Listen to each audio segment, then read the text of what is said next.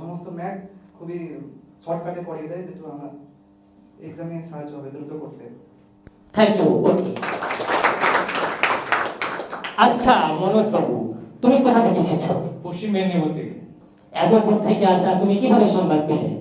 বিষয় হচ্ছে বয়স তো হয়ে গেল, তারপরে দেখছি যে একটা ইনস্টিটিউট শুনলাম, এত কিছু দেখছি যে পরিবেশ কিরকম, এসে দেখলাম পরিবেশ ভালো লাগলো।